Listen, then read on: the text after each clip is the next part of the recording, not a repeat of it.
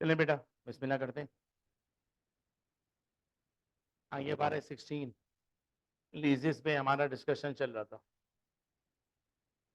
थोड़ा बहुत काम आगे बढ़ गया। पहले जल्दी से जो हम पढ़ चुके थे उसको रिकॉल करा दूं, फिर बात को वहीं से और आगे लेके चलते हैं।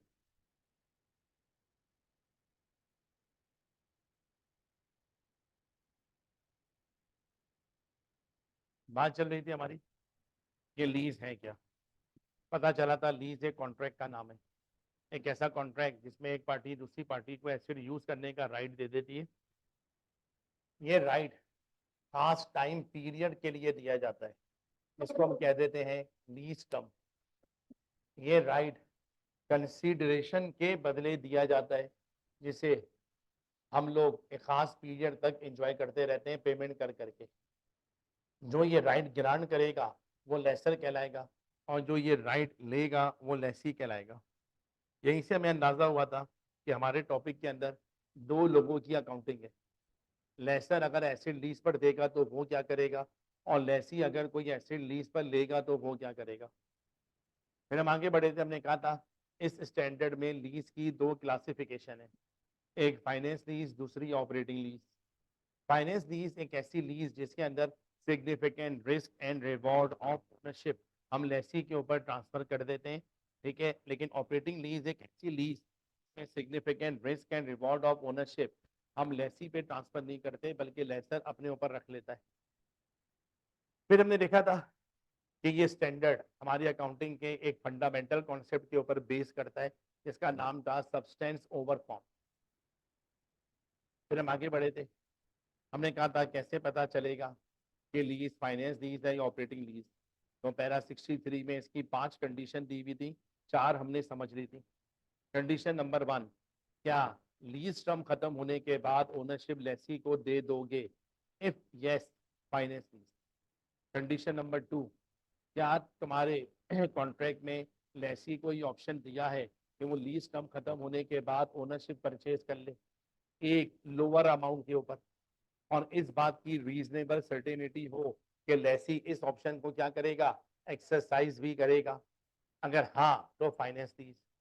क्या लीज टर्म एसेट की इकोनॉमिक लाइफ का मेजर पार्ट है, कम से कम 75%, जब भी फाइनेंस लीज। क्या लीज पे दिया जाने वाला एसेट हमारे पास स्पेशलाइज नेचर का है, अगर हाँ जब भी फाइनेंस लीज। एक कंडीशन मैंने रोकी थी जो इंशाल्लाह आज आपको समझाता हूँ। नए स्टैंडर्ड में लेसी को कोई फर्क नहीं पड़ता क्यों वो एसेट फाइनेंस लीज पे ले रहा है या ऑपरेटिंग लीज पे ले रहा है, दोनों में उसने अकाउंटिंग एक ही करनी है। लेकिन नए स्टैंडर्ड में लेसर को आज भी फर्क पड़ता है। अगर वो फाइनेंस लीज पे एसेट दे रहा है तो अकाउंटिंग कुछ और है, और अगर ऑपरेटिंग लीज पे दे रहा है तो अकाउंटिंग कुछ और है। फिर हम लेसी की अकाउंटिंग पे चले गए थे। हमने कहा था लेसी जब भी किसी एसेट को लीज पर देगा, सबसे पहले वो इनिशियल रिकॉग्निशन करेगा। पहली एंट्री बनाएगा right of use debit, lease liability credit. Right of use हमेशा कॉस्ट पे रिकॉर्ड होगा, लीज लाइबिलिटी हमेशा अपनी present value of lease payment पे रिकॉर्ड होगा। प्रेजेंट वैल्यू निकालने के लिए हमें कोई डिस्काउंट रेट चाहिए होगा, वो दो में से कोई एक होगा। या तो वो होगा interest rate implicit in the lease, अगर ये ढूंढ सको तो, और अगर ना ढूंढ सको तो लेसी का इंक्रीमेंटल बोरिंग रेट आपने इस्तेमाल करना है। जब हमने देखा था कि ये हमारा प्रिफर्ड रेट है, प्रिफर्ड, आपने पहले इस रेट को इस्तेमाल करना है। अगर ये ना हो तो फिर आपने दूसरे रेट को इस्तेमाल करना है। फिर हमने देखा था कि interest rate implicit in the lease आखिर है क्या चीज।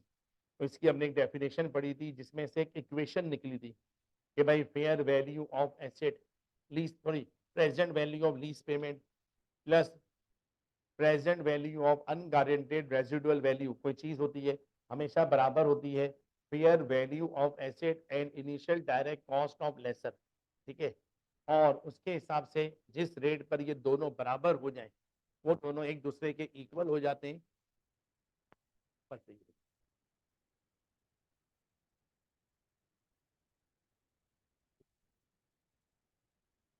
हमारा सर जाए तो अच्छी बात।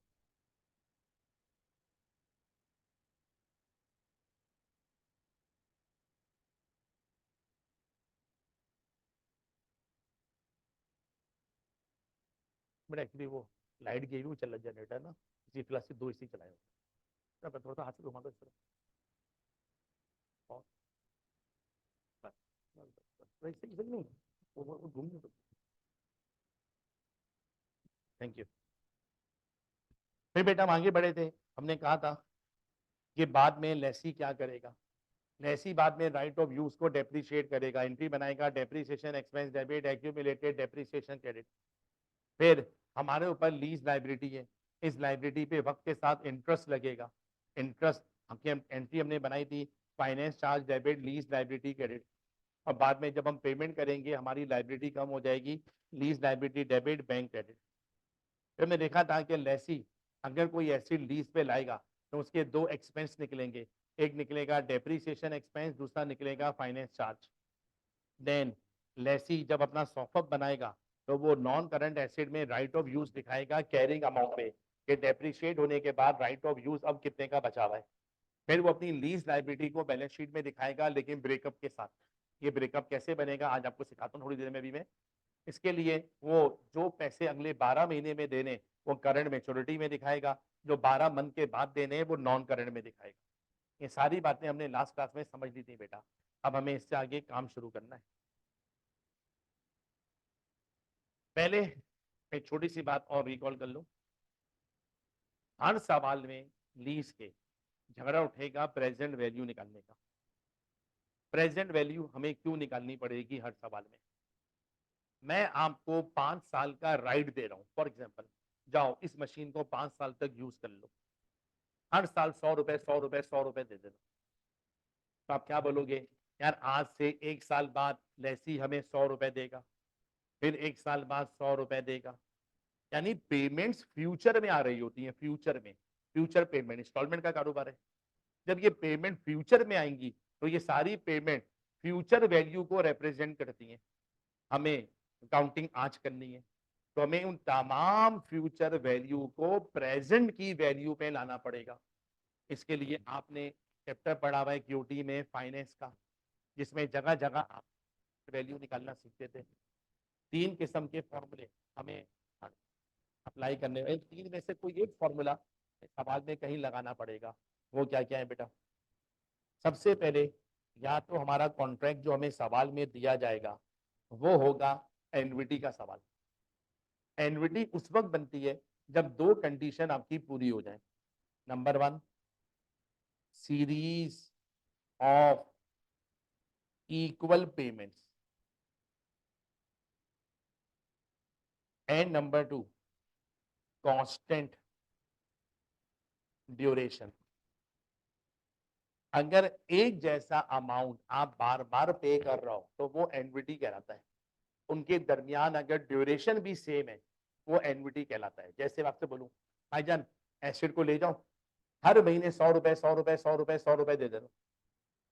अब आप हर महीने 100 रुपए दे रहे हो, एक जैसा अमाउंट, सीरीज ऑफ 100 रुपए, और एक एक महीने के बाद दे रहे हो। जब एक जैसा अमाउंट बार बार दोगे तो ये हमारे लिए क्या बन जाएगी, एनविटी बन जाएगी। एनविटी भी दो होती हैं, एक ऑर्डिनरी एनविटी, एक एनविटी ड्यू। दोनों की प्रेजेंट वैल्यू निकालने का तरीका अलग है। अगर आप ऑर्डिनरी एनविटी की बात करें तो ऑर्डिनरी एनविटी उस वक्त बनती है जब पेमेंट एरियर में हो। एरियर का मतलब होता है पेमेंट बाद में हो। यानी आप इस गाड़ी को ले जाओ, जाओ एक महीना इस्तेमाल कर लो, एक महीने बाद पहले महीने के पैसे दे देना, फिर एक महीना और इस्तेमाल कर लो, फिर दूसरे महीने के पैसे दे देना। अगर इस तरीके से आप पेमेंट ले रहे हो तो ये कहलाएगा ऑर्डिनरी एनविटी। इस वक्त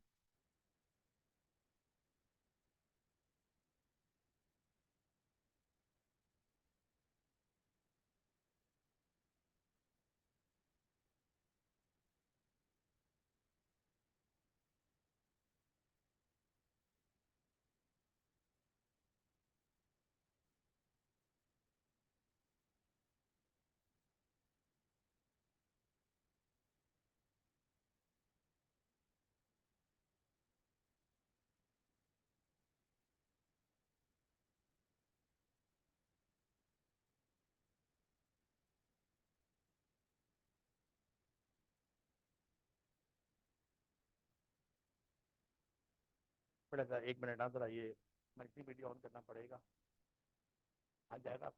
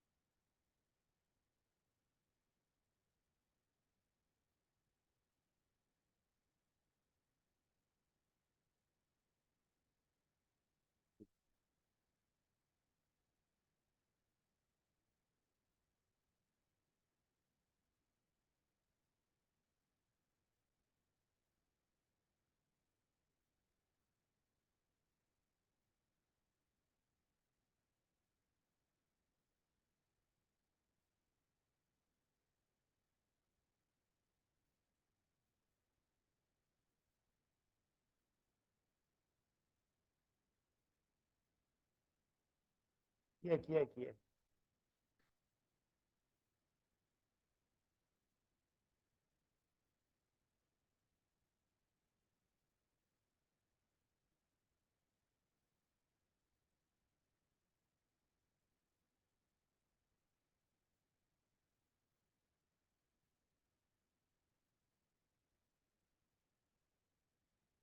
चलो बेटा, अगर आप ऑर्डिनरी एनविटी की प्रेजेंट वैल्यू निकाल रहे हैं तो इसके लिए present value of lease payments, lease payment का वर्ड मैंने आपको वर्बली समझाया था कि लेसी हमें जो पैसे देता है उन्हें हम लीज पेमेंट्स या लीज रेंटल कहते हैं।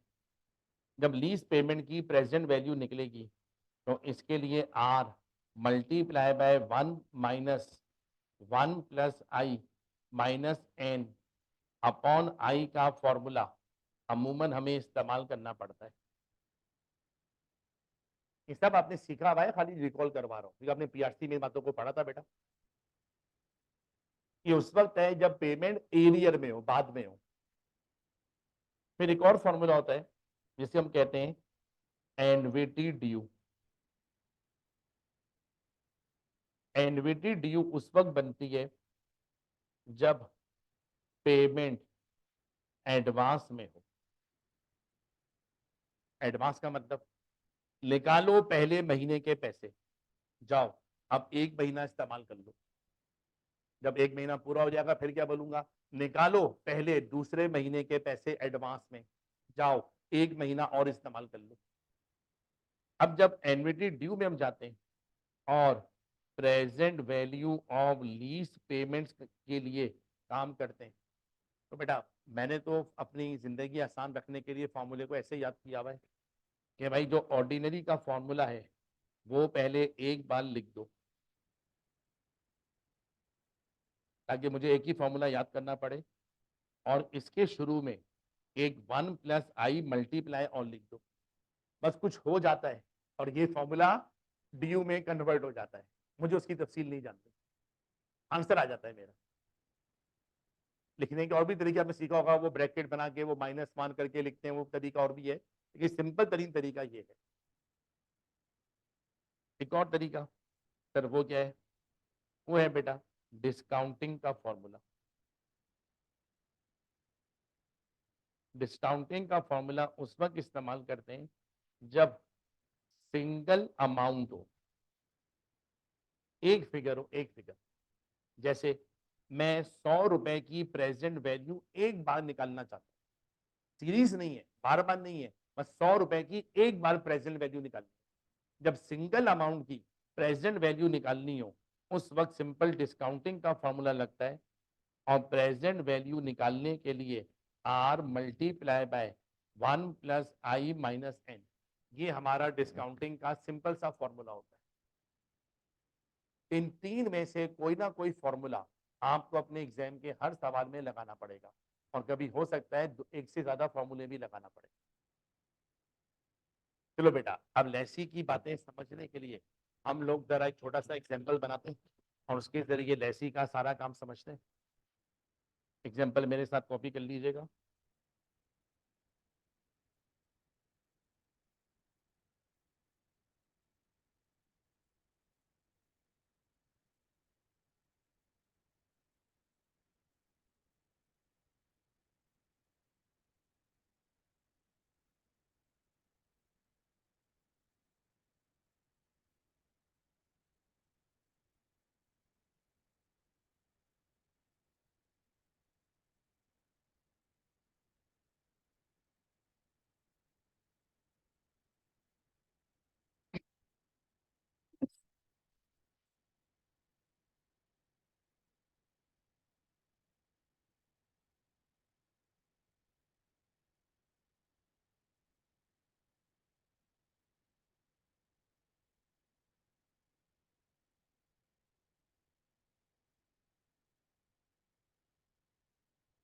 On 1st January 21, ABC Limited given a machine on lease to XYZ Limited under following terms and conditions.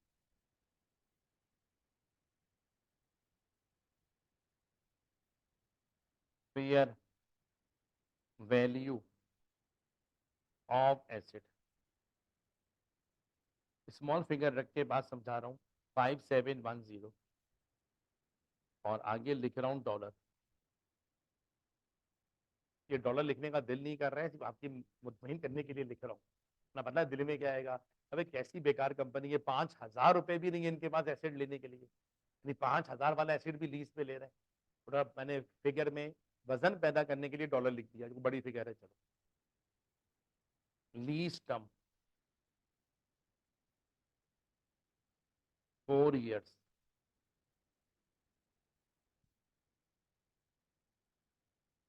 Lease payments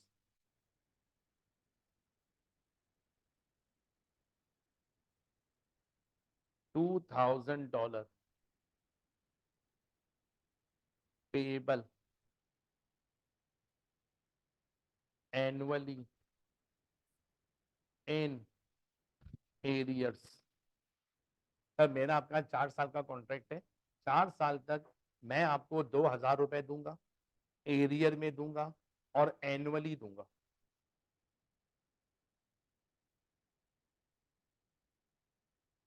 interest rate implicit in the lease equal to 15%। Assume कर लें हमारे contract के अंदर 15% का interest rate है। बस बेटा ये 4 इंफॉर्मेशन हमारे पास है और लेसी का काम करता है। लेसी को कोई फर्क नहीं पड़ता लीज फाइनेंस है या ऑपरेटिंग, उसने दोनों में एक ही काम करना है, लेकिन मैं आपको हर सवाल में मैच करवाता हुआ चलूंगा कि ये फाइनेंस लीज है या ऑपरेटिंग लीज। वजह, जैसे ही हम लेसर पे पहुंचेंगे तो लेसर ने तो पहचानना है कि फाइनेंस है या ऑपरेटिंग। अब क्योंकि पहचानने की प्रैक्टिस पहले से होगी, अब आराम से पहचान लोगे। चलो कंडीशन एग्रीमेंट पे लगाता हूँ। पहली कंडीशन, क्या लीज टर्म खत्म होने के बाद ओनरशिप लेसी को दे दोगे? भाई सर माजिद ने इस बारे में कोई बात बताई नहीं है। क्या तुम्हारे कॉन्ट्रैक्ट में बार्गेन परचेज ऑप्शन है? सर वो भी नजर नहीं आ रहा। क्या लीज टर्म एसिड की इकोनॉमिक लाइफ का मेजर पार्ट है? सर लीज टर्म तो है 4 साल, इकोनॉमिक लाइफ है ही नहीं, कंपेयर किससे करें? क्या लीज पे दिया जाने वाला एसिड स्पेशलाइज नेचर का है? तो सर ने लिखवाया वर्ड खाली मशीन, अब ये स्पेशलाइज है या नहीं अपने को क्या पता। कोई कंडीशन मैच नहीं हो रही जो अब तक पड़ी है ना बेटा। कोई कंडीशन मैच ना हो तो जो एक 5वीं कंडीशन हमने रोकी थी अमूमन वो मैच हो जाती है। और क्योंकि अब प्रेजेंट वैल्यू का खेल हम सीख ही रहे हैं, अब 5वीं कंडीशन को भी सीख लेते हैं। निकालिएगा पैरा नंबर 63।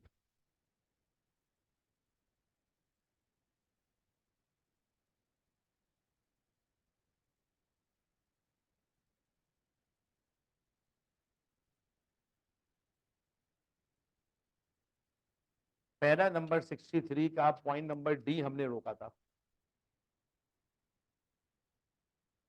आगे भाई लिखा हुआ है एट द इंसेप्शन डेट, जब तुम्हारा कॉन्ट्रैक्ट शुरू हो रहा था, the present value of the lease payments amounts to at least substantially all of the fair value of the underlying asset.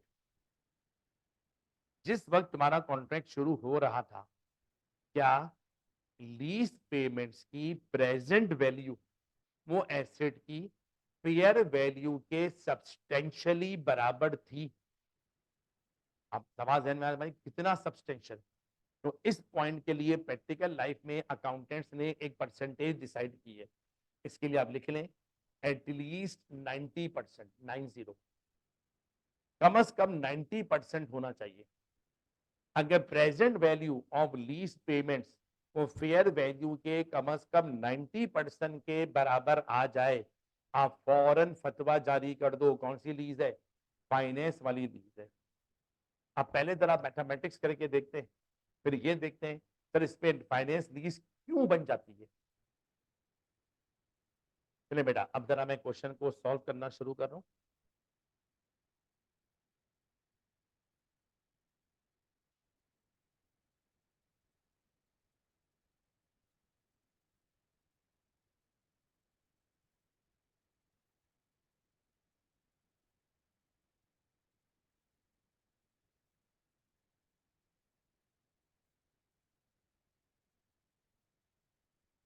मेरा आपका 4 साल का कॉन्ट्रैक्ट है और ये कॉन्ट्रैक्ट हमने साइन करा है 1 जनवरी 21 को।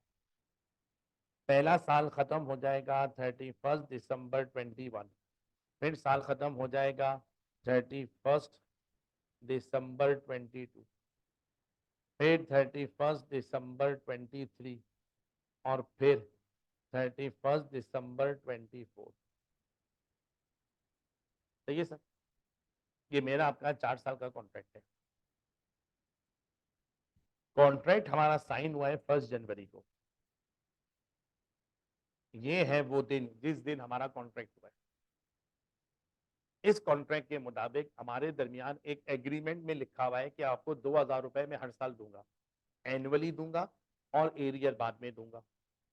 आज से 1 साल बाद मैं आपको 2000 रुपए दूंगा, फिर 1 साल बाद 2000 रुपए दूंगा, फिर 1 साल बाद 2000 रुपए दूंगा और फाइनली फिर 1 साल बाद 2000 रुपए दूंगा। ये 2000 रुपए की सीरीज ऑफ पेमेंट है, सीरीज ऑफ पेमेंट, और ड्यूरेशन भी सेम है। तो क्या बन गई है? एन्युटी बन गई। पेमेंट बाद में हो रही है, कौन सी एन्युटी बन गई? ऑर्डिनरी एन्युटी बन गई। 2000 रुपए करके मैं आपको 8000 रुपए की टोटल पेमेंट करूंगा, लेकिन कब? फ्यूचर में। ये अभी नहीं करूंगा, कब करूंगा? फ्यूचर में करूंगा। मैं इस वक्त कहां खड़ा हुआ? 1 जनवरी को 21। अगर 1 जनवरी 21 को आप खड़े होकर सोचो तो आप क्या बोलोगे? आज से 1 साल बाद मैंने 2000 रुपए देने, फिर आज से 2 साल बाद फिर 2000 रुपए देने, आज से 3 साल बाद फिर 2000 रुपए देने। ये सब फ्यूचर वैल्यू है। और आपने आईएएस पढ़ा हुआ, उसमें लिखा हुआ था लीज लाइबिलिटी हमेशा अपनी प्रेजेंट वैल्यू पे रिकॉर्ड होती है। इन सारी फ्यूचर वैल्यू को किस पे लाना पड़ेगा? प्रेजेंट की वैल्यू पे लाना पड़ेगा। सर वो कैसे? अगर मैथमेटिकली बात करें, इस वाले 2000 को 1 साल पीछे लाना पड़ेगा, इस वाले 2000 को 2 साल पीछे लाना पड़ेगा, इस वाले 2000 को 3 साल पीछे लाना पड़ेगा और इस वाले 2000 को 4 साल पीछे लाना पड़ेगा। अब प्रेजेंट वैल्यू निकालने के दो पॉसिबल तरीके। पहला तरीका, डायरेक्ट एन्युटी का फॉर्मूला मारो, आंसर डायरेक्ट निकल आएगा। नहीं करना चाह रहे, एक एक का अलग अलग करो। मैं दोनों तरीके करके दिखाता हूं। पहला सवाल समझ लो आराम से। जब इस 2000 को 1 साल पीछे लाऊंगा, इस 2000 को, तो लगाऊंगा 1 प्लस 0.15 माइनस 1। 0.15 क्या है? आई, इंटरेस्ट रेट। जब इस वाले 2000 को 1 साल पीछे लाऊंगा, 1 प्लस 0.15 माइनस 2। जब इसको 3 साल पीछे लाऊंगा, 1 प्लस 0.15 माइनस 3, और जब इसको 4 साल पीछे लाऊंगा 1 प्लस 0.15 माइनस, ऐसे ही कुछ होगा। शाबाश, मुझे आंसर बता दें। 1739। चले ठीक है, आगे ठीक है, पॉइंट छोड़ने आगे चले। 1512, आगे 1315, फाइनली 1143। सही है। आपने कहा सर माजिद ये वैल्यू छोटी क्यों होती जा रही है? क्योंकि आपका एन बढ़ता जा रहा है। एन पहले फिर 2 साल पीछे ला रहा हूं, वैल्यू छोटी हो जाएगी। फिर 4 साल पीछे ला रहा हूं, वैल्यू और छोटी हो जाएगी। लेकिन जब मैं इन सब का सम करूंगा, ये अप्रोक्सीमेटली बनेगा 5710।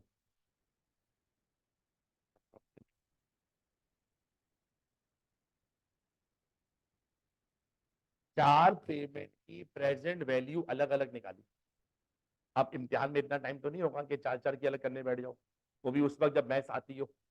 फिर क्या लगाएंगे? एनवीडी का फॉर्मूला और present value of lease payments equal to R multiply by 1 minus 1 plus i minus n upon i. R 2000 into 1 minus 1 plus i 0.15 minus 4 divided by 0.15। जब आप इसको भी सॉल्व करोगे अप्रोक्सीमेटली आपका आंसर 5710 के इक्वल आएगा।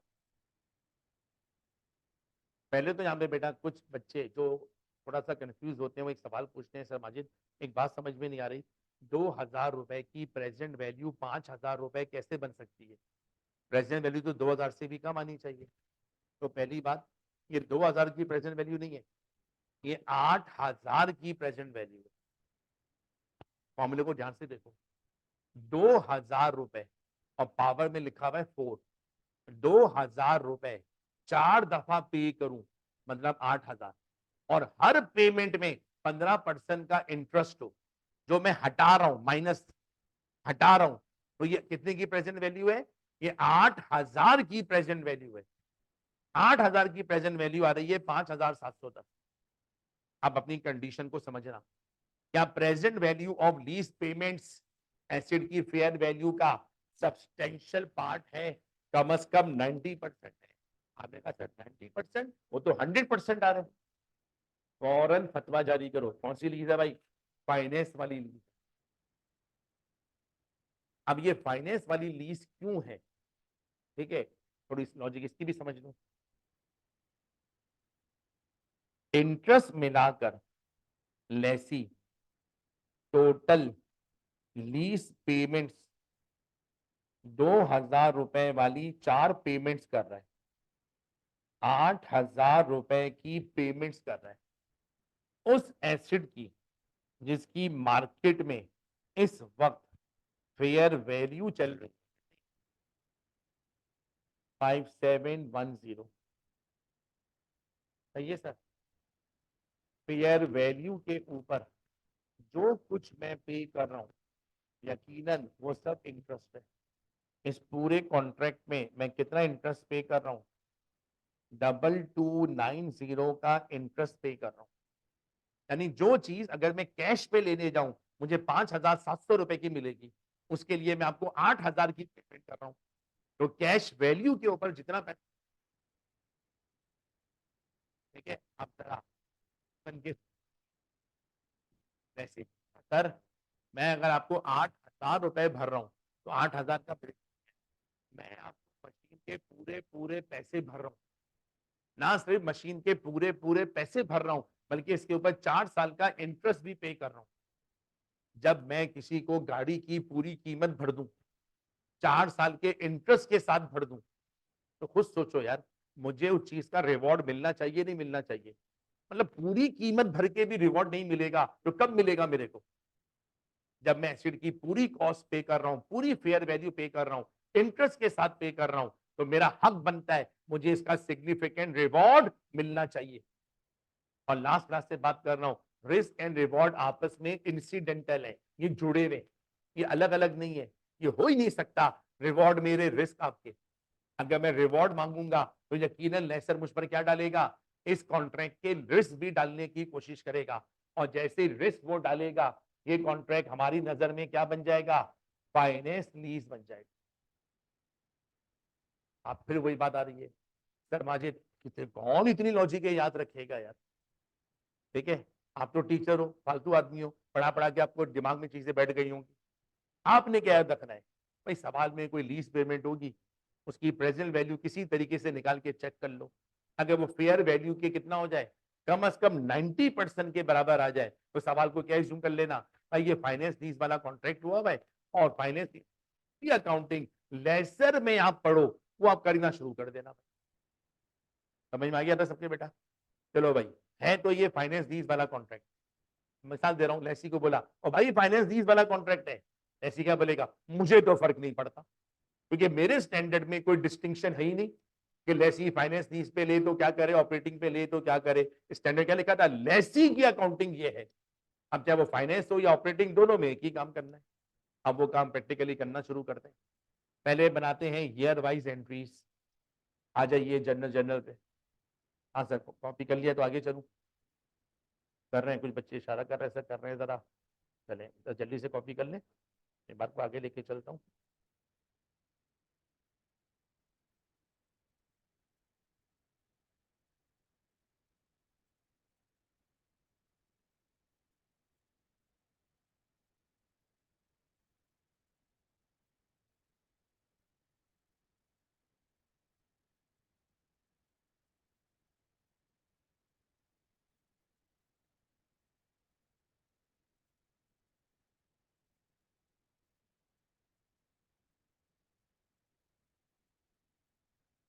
ट्रांसफर नहीं करते,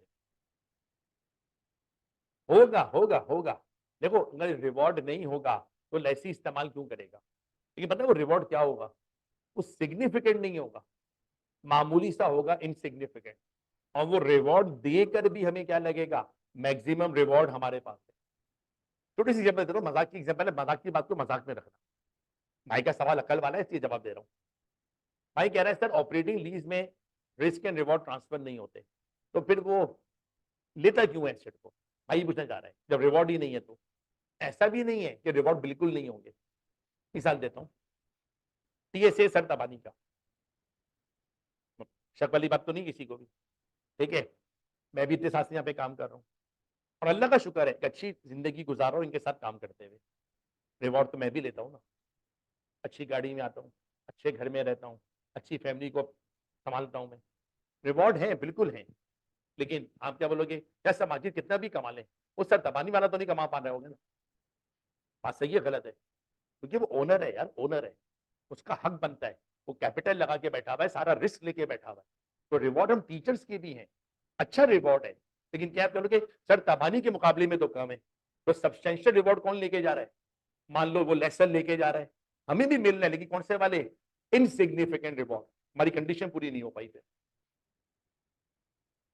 चलो बेटा, अब जरा लेसी की एंट्रीज बनाते हैं और डेट वाइज एंट्रीज बनाते हैं। ये सारा काम एंट्रीज पर कैसे किया जाएगा। सर ये मैं टीएससी की वजह से एकदम मजाक में ऐसे देता रहता हूँ, आपको पता है मैं हमेशा देता हूँ, हर सब्जेक्ट में देता हूँ, इन बातों को पकड़ मत लिया करो। पहले एफए1 में चैप्टर था, नाम था पार्टनरशिप, उसको पढ़ाने के लिए मैं सर दबानी के साथ कई बार पार्टनरशिप करता था, झगड़े करवाता था, पार्टनरशिप तोड़ता था। बच्चे जाकर उनको शिकायत करके आते रहे समाज ऐसे ऐसे काम काम करते हैं, और तकरीबन उसमें टीएससी की सारी बातें मैं खोल दिया करता था। ठीक है, फिर सर दबानी जब काउंसिल में आया उन्होंने चैप्टर ही खत्म करवा दिया।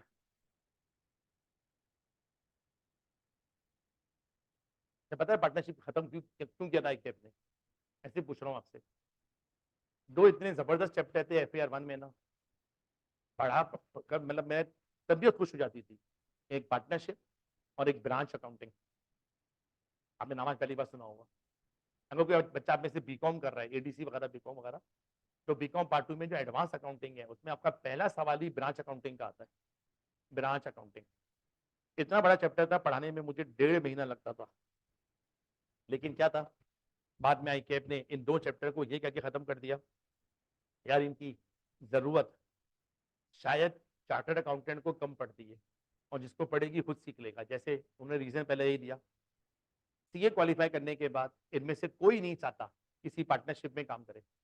ये सब बड़ी बड़ी मल्टीनेशनल कंपनियों का काम को आप देखते हैं, तो इनको मल्टीनेशनल कंपनियों का हिसाब किताब सिखाओ। चलो बात समझ में आती है। फिर बोला लाजमी नहीं है प्रैक्टिकल लाइफ के अंदर चार्टर्ड अकाउंटेंट ऐसी जगह काम करे कि जहां पर हेड ऑफिस अलग हो, ब्रांचेस अलग हो, लाइक बैंक्स। तो ब्रांच की अकाउंटिंग कैसे होती है, हर ब्रांच की अलग अलग अकाउंटिंग, और वो कंसोलिडेट कैसे होती है, बोला इसकी जरूरत हर चार्टर्ड अकाउंटेंट को नहीं होती। बोला जो प्रैक्टिकल लाइफ में आएगा और सीए क्वालिफाइड अगर होगा, वो खुद ही सीखेगा ये काम कैसे करना चाहिए। मान लेते हैं भाई ये चैप्टर थे बड़े जबरदस्त।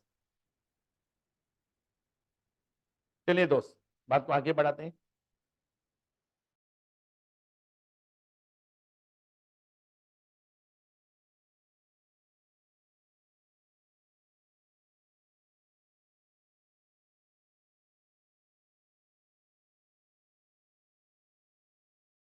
एंट्रीज बेटा डेट वाइज बना रहे हैं। हमारा आपका कॉन्ट्रैक्ट शुरू हुआ है 1 जनवरी 21 में। हमने एक पैराग्राफ पढ़ा था रिकॉग्निशन का, उसमें लिखा हुआ था जैसे ही तुम्हारा कॉन्ट्रैक्ट कमेंस हो, कमेंस शुरू हो, तुम्हें चाहिए राइट ऑफ यूज को रिकॉर्ड करो और लीज लाइबिलिटी को रिकॉर्ड करो। हमारी पहली एंट्री बन जाएगी right of use debit, lease liability credit.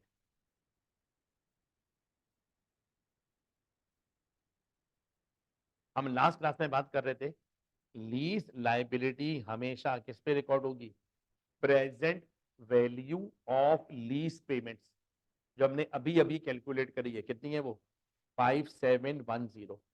Interest हटाकर मैंने आपको 5710 रुपए देने। अब राइट ऑफ यूज हमेशा कैपिटलाइज्ड होता है अपनी कॉस्ट पे। कॉस्ट का था पैरा 23, मैंने अभी रोक दिया था, ये कह करके फिलहाल आप उसको रोको। आप मेरे कहने से फिलहाल डेबिट भी कर लो 5710। अब जैसे ही मैंने 5710 लिखा और पैराग्राफ पढ़ाए बगैर लिखा, आप अगर समझदार हो, जहन में क्या सवाल आ रहा होगा, क्या समाजी ये दोनों हमेशा बराबर होते हैं? हमेशा नहीं होंगे। जहां नहीं होंगे वहां कुछ और चीजें भी डेबिट क्रेडिट में लिखनी पड़ेंगी। अच्छा, हमेशा बराबर क्यों नहीं होंगे? कभी ये बराबर नहीं होंगे इनिशियल डायरेक्ट कॉस्ट की वजह से, कभी ये बराबर नहीं होंगे लीज इंसेंटिव की वजह से, कोई चीज होती है, कभी ये बराबर नहीं होंगे डिसमेंटलिंग कॉस्ट की वजह से। ये सब खेल पैरा नंबर 23 में लिखा हुआ है। लेकिन एक का पहले सवाल नॉर्मल करो, उसके बाद आगे चलेंगे। चले भाई, right of use debit, lease liability credit. अब यहाँ पर बात बच्चे एक सवाल पूछते हैं और सवाल वैलिड है, लेकिन थोड़ा कॉमन सेंस से हटकर है।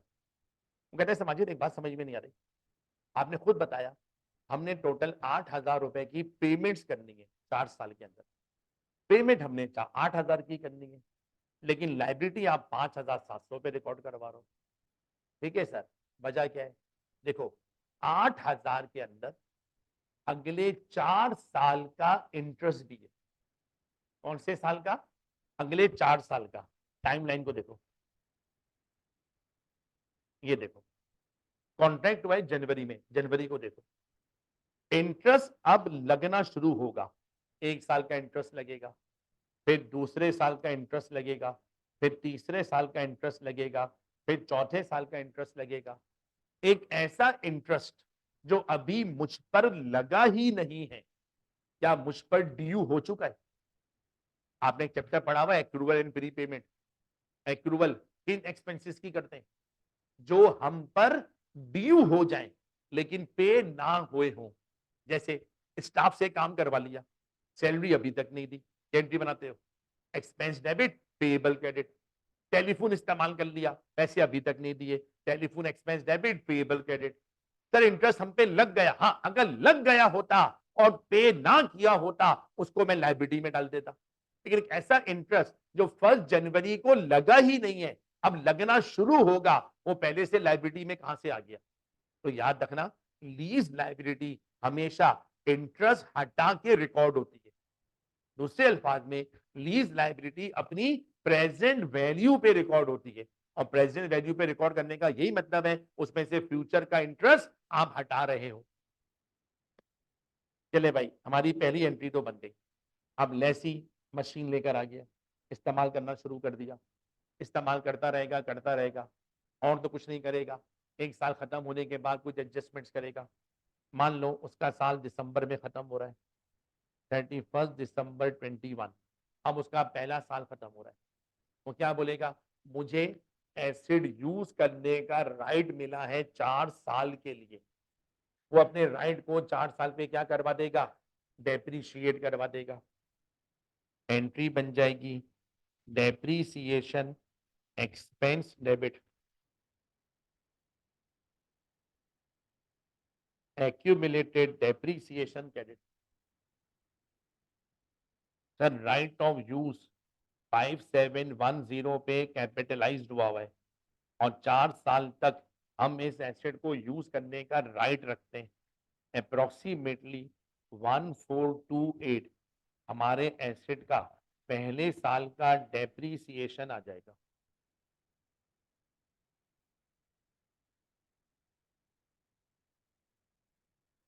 ये हमारी दूसरी एंट्री बन गई। अब तीसरा काम, हम जनवरी से चले थे, दिसंबर तक पहुंच चुके हैं, 1 साल हो चुका है, हम लेसी का एसिड इस्तेमाल कर रहे हैं। इस 1 साल का हम पर क्या चार्ज होगा, इंटरेस्ट चार्ज होगा। इंटरेस्ट हमारा एक्सपेंस है और increase in expense will be debited. Entry बन जाएगी फाइनेंस चार्ज डेबिट। और ये इंटरेस्ट अभी पे नहीं करा, अभी करूंगा, तो इसको मैं अपनी लाइबिलिटी में डाल लूंगा, लीज लाइबिलिटी क्रेडिट।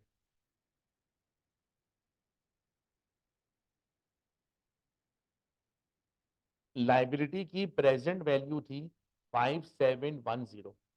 5710 के ऊपर 15% इंटरेस्ट लगेगा पहले साल का, 857 अप्रोक्सीमेटली। ये हमारे पहले साल का इंटरेस्ट बनता है।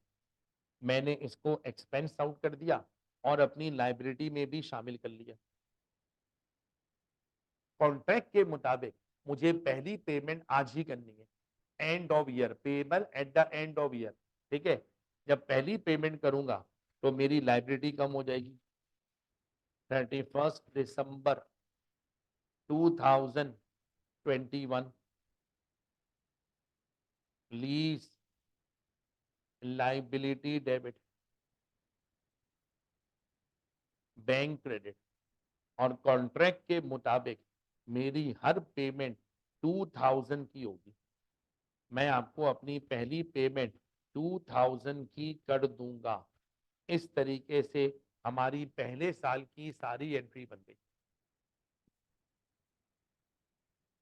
राइट ऑफ यूज बेटा कैपिटलाइज भी हो गया, लीज लाइबिलिटी भी रिकॉर्ड हो गई। फिर बाद में राइट ऑफ यूज डेप्रिशिएट भी हो गया। फिर हमने 1 साल का इंटरेस्ट एक्सपेंस आउट कर दिया और बाद में हमने क्या करा, लीज लाइबिलिटी की थोड़ी सी पेमेंट कर दी इंटरेस्ट के साथ।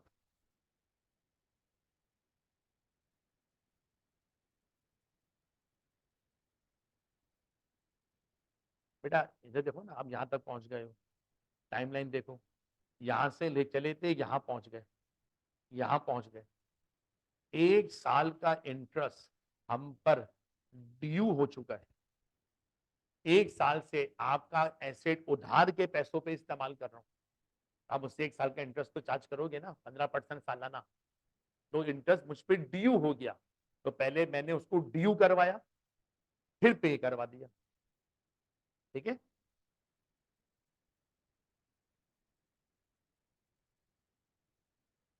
देखो भाई का सवाल है सर डायरेक्ट एंट्री बनाते हैं, finance charge debit bank credit कर सकते, मना नहीं कर रहा, लेकिन मैंने आपको परसों आईएएस पढ़ाया में लिखा था, फाइनेंस चार्ज जब लगेगा लीज लाइबिलिटी इंक्रीज होगी। बी पार्ट में लिखा हुआ था, जब पेमेंट करोगे लीज लाइबिलिटी डिक्रीज होगी। और आपके स्टडी टेक्स्ट में इसी पैटर्न पे एंट्री दी हुई, बेहतर आप उसी पैटर्न पे बना लो। चलो बेटा बात आगे बढ़ाते हैं, अब जरा एक नया काम करते हैं। अभी हम थोड़ी देर में लेसी की बैलेंस शीट बनाएंगे, उसमें लीज लाइबिलिटी दिखाएंगे और लीज लाइबिलिटी को ब्रेक करके दिखाएंगे कि भाई अगले 12 महीने में कितने पैसे देने, 12 महीने के बाद कितने पैसे दे रहे हैं। अब ये 12 महीने के अंदर और 12 महीने के बाद की अमाउंट आएगी कहां से। उसके लिए करते क्या है बेटा, हम अपने तकरीबन हर सवाल में एक छोटी सी वर्किंग करते हैं। उसका नाम होता है लीज अमोर्टाइजेशन शेड्यूल, दूसरा नाम होता है लीज पेमेंट शेड्यूल। आईकैप का आंसर जब भी देखो उसमें ये शेड्यूल तकरीबन बना हुआ होता है। ये हमें ये बता देगा हर साल कितना इंटरेस्ट हम पे लग रहा है, ये हमें ये बता देगा हर साल कितना प्रिंसिपल हम पे कर रहे हैं। उससे हमारा सॉसी भी आराम से बन जाएगा, टॉपअप भी आराम से बन जाएगा। चलें बात को आगे बढ़ाते हैं, वर्किंग में आते हैं। वर्किंग नंबर 1,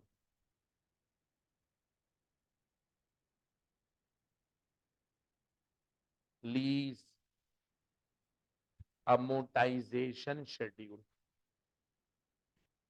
अमोर्टाइज कहते हैं कम होने को, ठीक है। ये कॉन्ट्रैक्ट, ये लीज कैसे खत्म होगी उसका पूरा शेड्यूल बनाना है, पेमेंट का शेड्यूल। अब ये पेमेंट का शेड्यूल कैसे बनेगा भाई, इसलिए बेटा कुछ कॉलम बनेंगे। हम ये पहला ही सवाल है, मैं कॉलम ज्यादा बना रहा हूँ, जब प्रैक्टिस हो जाए जो कॉलम आपको लगे अननेसेसरी है उड़ा देना। पहला कॉलम ईयर, दूसरा, पहले मुझे बनाने देना कॉलम ज्यादा है, liability at start of year, finance charge,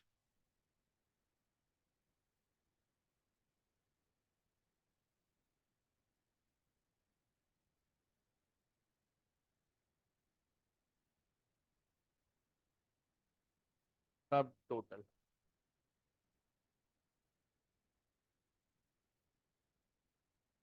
lease payment,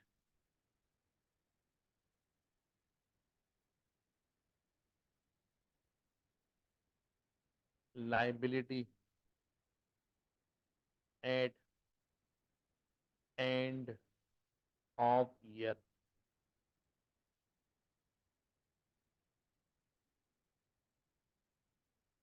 principal paid. शाबाश, अब इसको सेट कर लो जल्दी से। हाँ, तो बनाते हैं।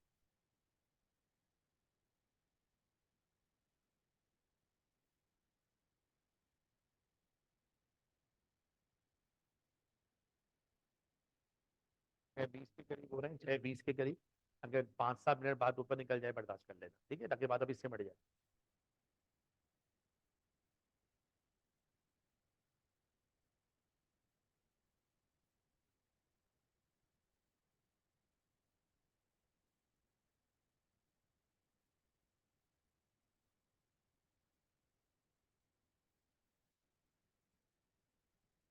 ईयर का कॉलम है liability at start of year, finance charge, sub total, lease payments, liability at end of year, principal paid.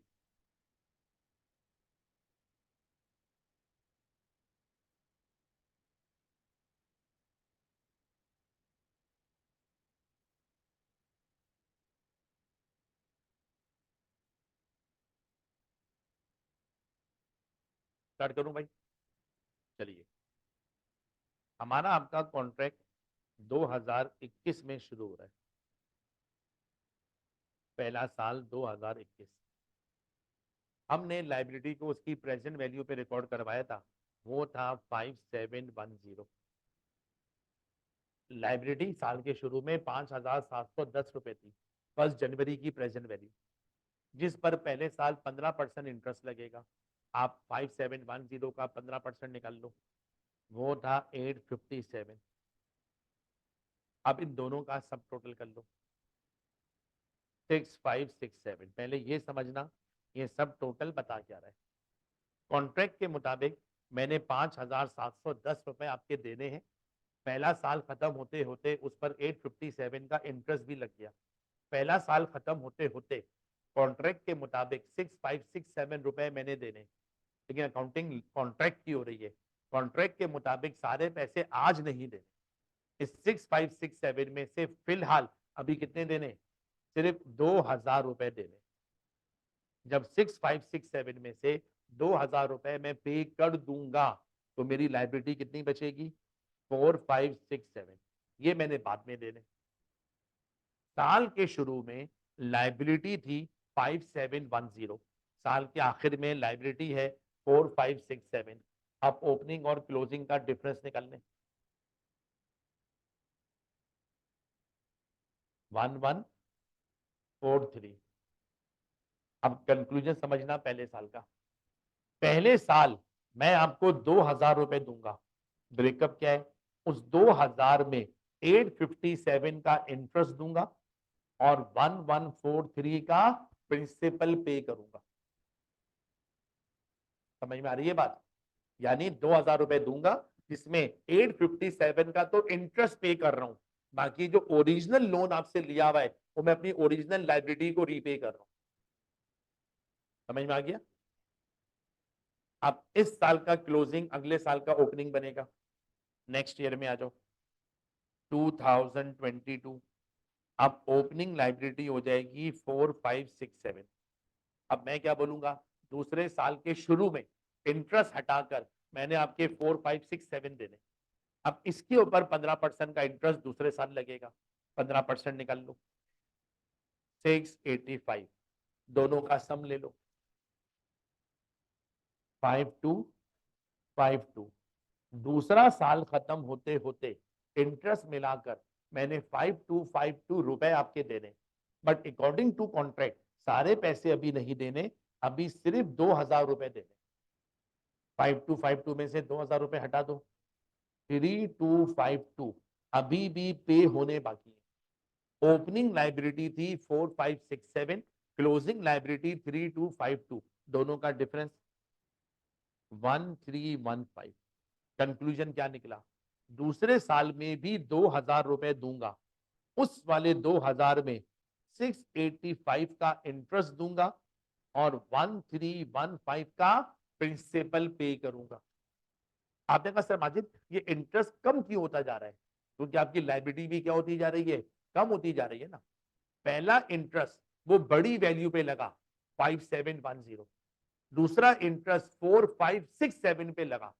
Rate change नहीं हो रहा, रेट तो हमारा कांस्टेंट है 15%, लेकिन लाइबिलिटी हमारी कम होती जा रही है और इंटरेस्ट रिमेनिंग लाइबिलिटी पे कैलकुलेट होता चला जा रहा है। आगे चले, 2023 आ गया, ओपनिंग लाइबिलिटी 3252, इसका 15% 488, सब टोटल 3740। लीज पेमेंट फिर करूंगा 2000 रुपए की। Liability and of year 1740, answer 1512। और आगे आ जाइए, 2024 1740 का 15%, राउंड करने के लिए 260 ले लो। जब 1740 में 260 प्लस करोगे ये बनेगा 2000। चौथा साल खत्म होते होते इंटरेस्ट मिलाकर मैंने 2000 रुपए आपके देने और आखिरी 2000 रुपए जैसे ही पे करूंगा लाइबिलिटी मेरी खत्म हो जाएगी। चौथी पेमेंट के बाद मैंने आपको मजीद कोई पैसे नहीं देने और प्रिंसिपल पे करा 1740। इस वक्त अगर मैं कुछ कॉलम के सम लूं वो सम बड़े ऑब्वियस है। अगर मैं लीज पेमेंट्स का सम लूं वो बनेगा 8000। अगर मैं प्रिंसिपल पेड का सम लूं वो बनेगा 5710 और अगर फाइनेंस चार्ज का सम लूं वो बनेगा 2290। और ये चारों फिगर हम पहले से निकाल के बैठे हैं, यानी 4 साल के अंदर 8000 की पेमेंट करूंगा, उस 8000 में 2290 का इंटरेस्ट होगा और 5710 रुपए का प्रिंसिपल होगा। इस तरीके से मैं आपको पेमेंट करूंगा। अब यहां बेटा एक बात ध्यान में रखिएगा, बच्चे सवाल ऐसे पूछते हैं वैसे समझिए आपने ऐसा क्यों नहीं करा? जैसे 2290 तो हम पहले ही निकाल चुके थे कि 2290 रुपए का इंटरेस्ट है 4 साल का।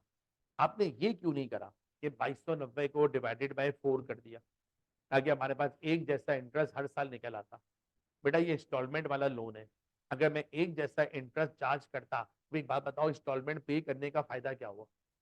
यानी मैं कर्जा उतारता जा रहा हूँ और इंटरेस्ट क्या है, वो एक जैसा लगता जा रहा है, फिर मेरा कर्जा उतारने का फायदा क्या हुआ? समझ में आ रही बात आपके? तो इस तरह से नहीं करते। अभी अभी आपने एक काम करा है, वो क्या करा है? आपने इंटरेस्ट का रेट वो रखा कांस्टेंट, यानी 15%, ऐसा ही था। लेकिन ये 15% आप किस पे अप्लाई करवाते रहे? ये आप अप्लाई करवाते रहे रिमेनिंग लाइबिलिटी के ऊपर। ऐसे कुछ हुआ है? जब आप एक कांस्टेंट परसेंटेज रिमेनिंग लाइबिलिटी पे अप्लाई करवाते हैं, उससे जो इंटरेस्ट निकालते हैं, इस तरीके कार को प्रैक्टिकल लाइफ में हम एक नाम देते हैं, इसे कहते हैं एक्चुरियल मेथड। कोई मैं एक्चुरी का कोर्स नहीं करवा रहा हूं, लेकिन मेथड का नाम है प्रैक्टिकल लाइफ में एक्चुरियल मेथड। इसमें दो बातें याद रखना, परसेंटेज क्या होनी चाहिए, वो कांस्टेंट होनी चाहिए, और अप्लाई किस पे होनी चाहिए, रिमेनिंग अमाउंट ऑफ लाइबिलिटी। हमने पूरा शेड्यूल इसी बुनियाद पे बनाया है। लाइबिलिटी ज्यादा थी, इंटरेस्ट भी ज्यादा निकला, लाइबिलिटी कम हो गई, इंटरेस्ट भी कम निकला। चलें अब बनाते हैं लेसी का फाइनेंशियल स्टेटमेंट का एक्सट्रैक्ट।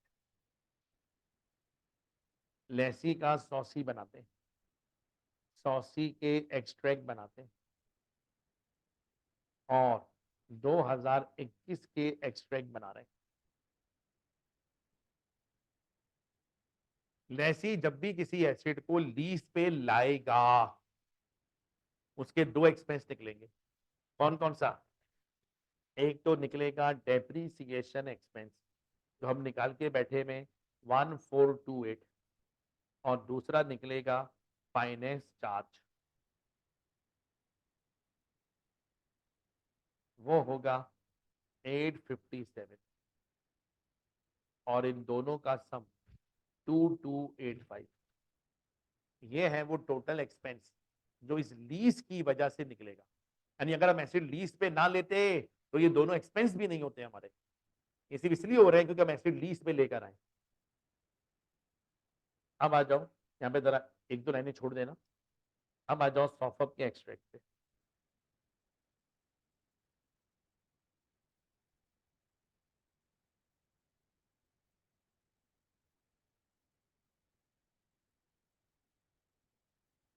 सॉफअप के एक्सट्रैक्ट्स बना रहे हैं, और 2021 के बना रहे हैं। पहले non current assets, non current assets में हम दिखाएंगे राइट ऑफ यूज, और इसको अपनी कैरिंग अमाउंट पे दिखाएंगे। राइट ऑफ यूज 5710 पर कैपिटलाइज्ड हुआ है, 1428 आपने एक्सपेंस आउट कर दिया। अब ये राइट कितने का बचा हुआ है? 4282। एसिड साइड पे इससे ज्यादा हम और कुछ नहीं दिखा पाएंगे। अब आप लाइबिलिटी साइड पे आ जाओ। नॉन करंट लाइबिलिटी, जिसमें आप दिखा देना लीज लाइबिलिटी, और फिर करंट लाइबिलिटी, जिसमें आप दिखाना current portion of lease liability. अब सर ये दोनों वैल्यू कहाँ से आएंगी? अब बेटा इसके लिए हमने जो शेड्यूल बनाया था वो हमारी थोड़ी मदद करेगा। ठीक है, अब जरा बोर्ड पे 2 मिनट के लिए देख लो।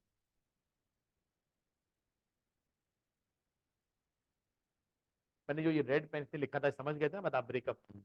ठीक है, अब जरा मैंने इसी में कुछ और समझाना है इसलिए मिटा रहा हूँ।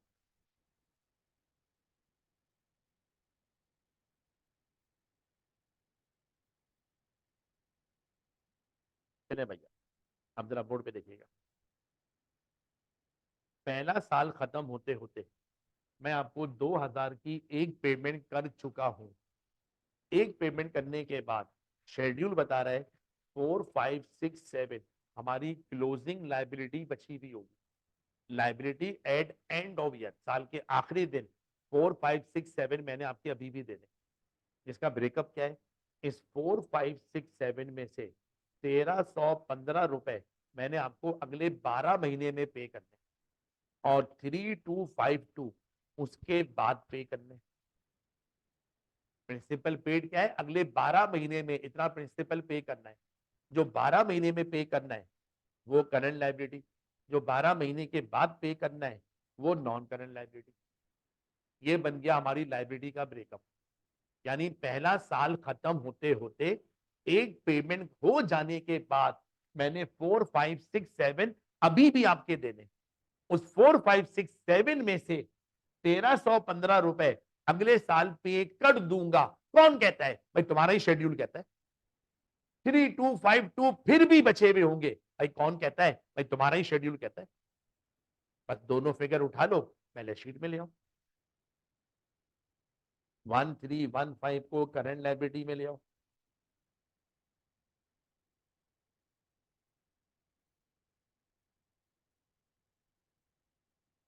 और 3252 को नॉन कर।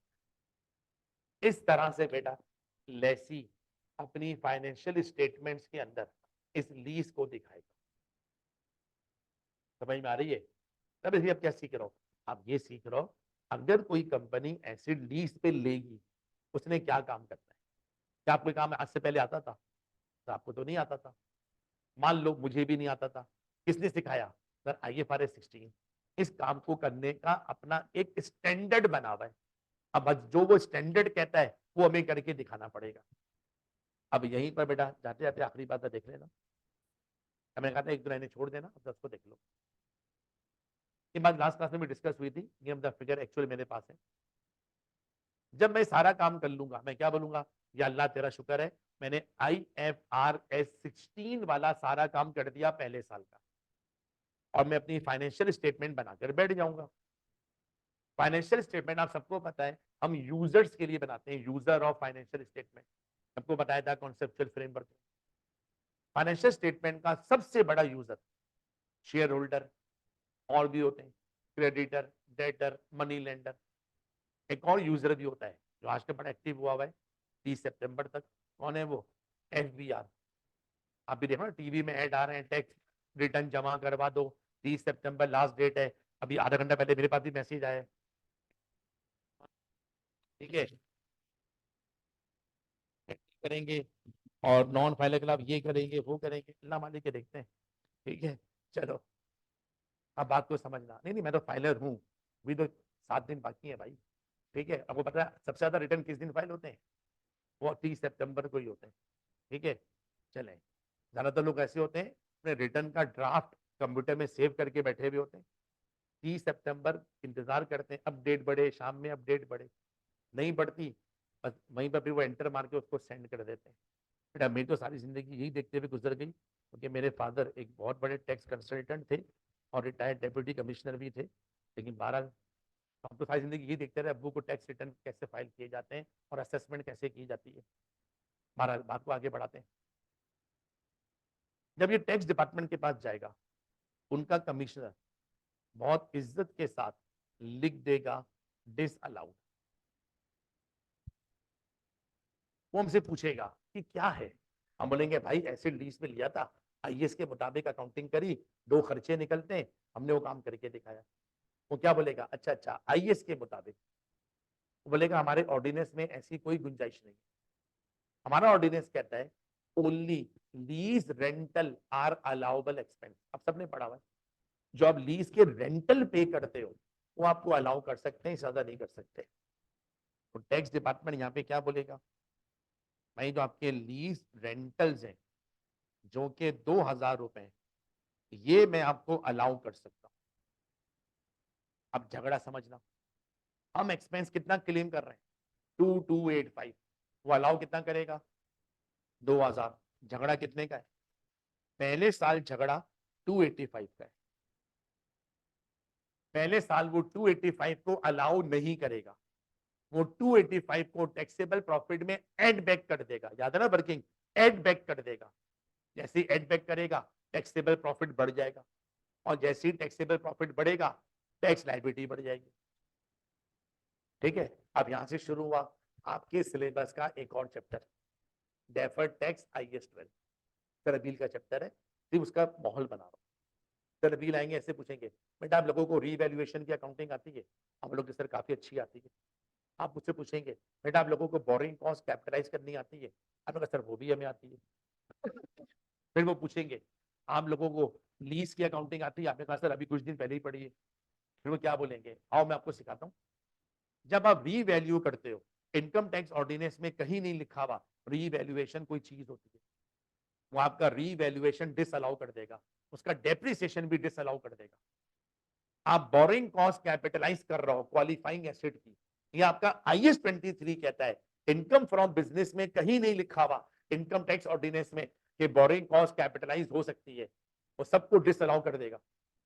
इसी तरह आप एसेट लीज पे लेकर आए, डेप्रिशिएट कर रहा हो, फाइनेंस चार्ज निकाल रहा हो, वो इसको भी क्या कर देगा, डिसअलाउ कर देगा। इन सबको डिसअलाउ होने की वजह से हमारा टैक्सेबल प्रॉफिट कुछ और आएगा, उनका टैक्सेबल प्रॉफिट कुछ और आएगा। हम बोलेंगे 100 रुपए का टैक्स देना है, वो बोलेंगे नहीं 105 रुपए का देना है। झगड़ा कितने का है, 5 रुपए का। या तो 5 रुपए का टैक्स और देना पड़ेगा, या 5 रुपए का टैक्स वापस लेना पड़ेगा। अगर आगे जाकर और देना पड़ेगा, उसे हम कहते हैं डेफर्ड टैक्स लायबिलिटी। या अगर वापस मिलेगा, क्या बन जाता है, डेफर्ड टैक्स एसेट। बस यहीं से अब नया चैप्टर शुरू हो गया, क्या होता है डेफर्ड टैक्स, कैसे कैलकुलेट होता है, ये सब आपने IAS 12 में पढ़ना है। ठीक है, अब मैं सम अप कर रहा हूं डेफर्ड टैक्स की बात को, लॉक कर लो दिमाग में। क्या रीवैल्यूएशन करेंगे, डेफर्ड टैक्स की एडजस्टमेंट डालनी पड़ेगी।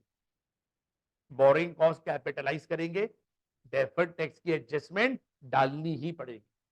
एसिड लीज पे लाएंगे, डेफर्ड टैक्स की एडजस्टमेंट डालनी पड़ेगी। ये टॉपिक खाली ये बताते हैं कैसे डालनी पड़ेगी, उसके लिए चैप्टर ही अलग है, IAS ही अलग है। यहां तक सबकी समझ में आ गया बेटा?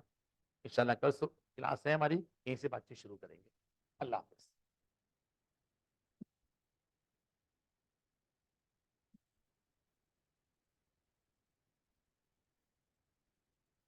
बस ये में FAR 2 तो है ना कल, किसी की भी बात तो कल है ना इंशाल्लाह। मैंने भी तो यही बोला है।